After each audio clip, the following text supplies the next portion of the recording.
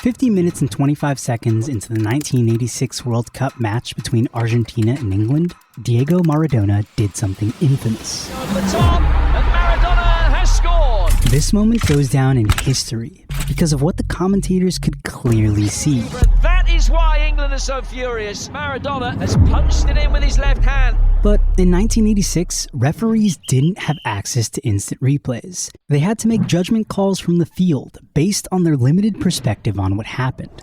And their subjective view on it was that this goal was good. This would never happen today, as technology has empowered referees to view moments again and again from multiple different angles before making a final decision. And this year's World Cup features a technology that takes that a step further, judging when someone is offside using AI. That the offensive player has to have two defensive players between them and the goal, or be behind where the ball is. Most of the time, it's the goalkeeper plus one defender. For the most part, if any offensive players are behind this second-to-last defender while the ball is in play, they're offside. That's Jeremiah Oshan, by the way. Soccer editor of SB Nation. Offside should be an objective call. Either you're in front of this line or behind it. What makes it tricky is that we're often judging with subjective perspectives, and it can be hard to tell when a player is teetering over the line. As this tweet by Dale Johnson of ESPN shows, the angle at which you see something really matters. These two images from the March 20th game between Liverpool and Nottingham Forest show the same moment in time from two slightly different perspectives. In the image on the left, number 20 looks like he's in front of number 3, but on the right, it looks like their positions are inverted. If audience members only see an angle they feel is uncompelling, it can leave them unsure that the right call was made. Like in this October 7th game between England and the US.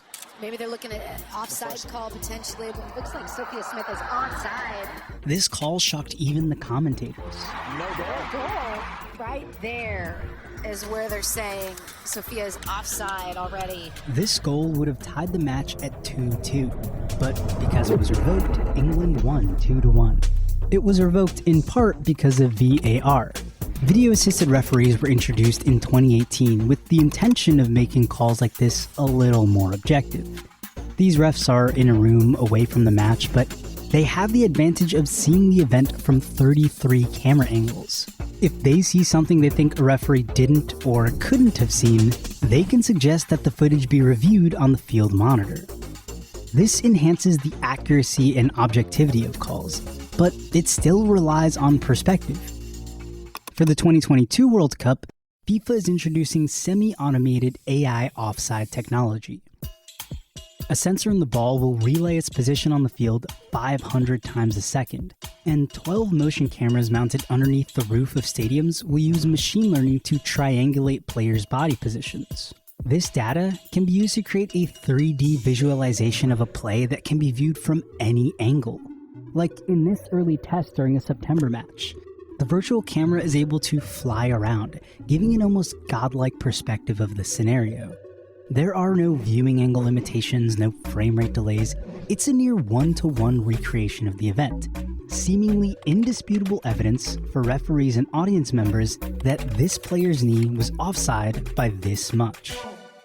Subjectivity isn't being totally removed from the equation, though. The technology being only semi-automated means that human referees will still make the final calls after taking what the AI shows under consideration.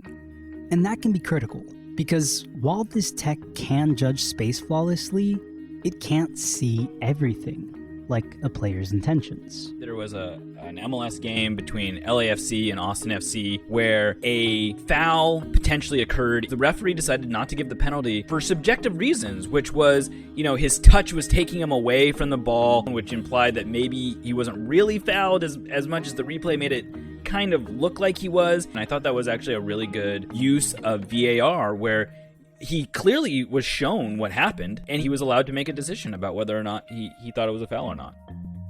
Semi-automated AI offside tech is meant to make referees less reliant on subjective perspective. But it's just a tool. How it'll change gameplay depends on how it gets used, and ultimately, how it gets reconciled with what a human being sees on the field.